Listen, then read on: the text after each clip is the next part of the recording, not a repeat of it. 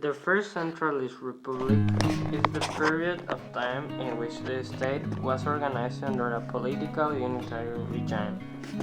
The first centralist was Fray Servando Teresa de Mier. The regime was officially established the 13th December of 1836.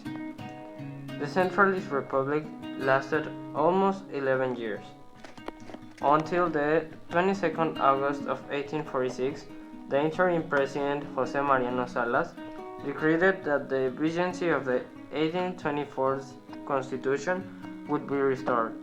Thanks to this, it was back to a federalist republic. With this, the plan called Triumph of the Conservatives was appeared. A centralist regime was established. Santa Anna is in favor with the Conservative Party. With this, the Union Chambers were dissolved.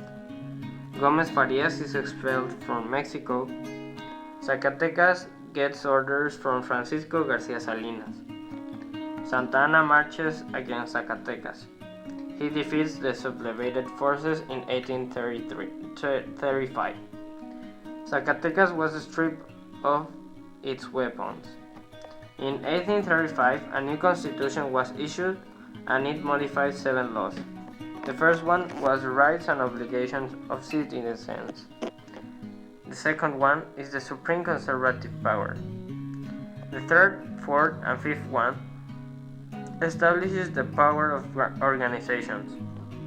The sixth one establishes the territorial divisions. And the seventh one set the time and mode of the constitutional reforms. The Second Centralist Republic. This started with Santa Anna's dictatorship. Then, with this, a new Constituent Congress was created to perform a new constitution and to get Santa Anna away of power. Then, Santa Anna is get away of the power, and then he comes back and he has a provisional government. With this, Yucatan is reincorporated to Mexico. Then Santa Anna is defeated and he is expelled from Mexico in June of 1845. With this, Paredes comes to power. Then, after a few years, Paredes is defeated, and finally, the Second Centralist Republic finishes with the government of Joaquin Herrera, and then with this, a new constitution appears. The Mexican-American War. The Mexican-American War was from 1846 to 1848 and marked the first U.S. armed conflict fought on foreign soil. The American people think that God gives them the manifest destiny, which was a thinking to spread out and conquer new lands. A border skirmish along the Rio Grande started off the fighting and was followed by a series of U.S. victories.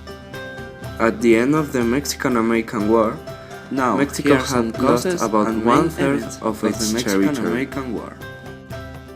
Texas gained its independence from Mexico in 1836. Initially, the United States declined to incorporate it into the Union, largely because Northern political interests were against the addition of a new slave state. On April 25 of 1846, Mexican cavalry attacked a group of U.S. soldiers in the disputed zone. Taylor called for reinforcements and with the superior rifles and artillery were able to defeat Mexican forces. Mexico crosses the borderland of the United States and shed American blood upon American soil. This causes that on May 13 the American Congress declared war to Mexico. Taylor likewise had little trouble advancing into Mexican terrain, but finally he captured Monterrey in September.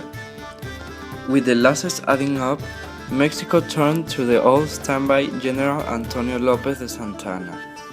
He takes control of the Mexican army and leads to the battle. In the Battle of Buena Vista in February 1847, Mexican forces suffer a lot of casualties. Santa Anna takes the power the next month. US troops landed in Veracruz and took the city. Then they began to march to Mexico City. US troops arrived to Mexico City and attacked the castle of Chapultepec, which was defended by some students of the school. This event is recognized by the Mexican people as Los Niños Héroes. On February 2nd of 1848, the Treaty of Guadalupe Hidalgo was signed, establishing that the Rio Grande and not the Nueces River as the US-Mexican border. Also, in this treaty, Mexico recognized the Texas annexation to the United States, and this caused the end of the Mexican-American War.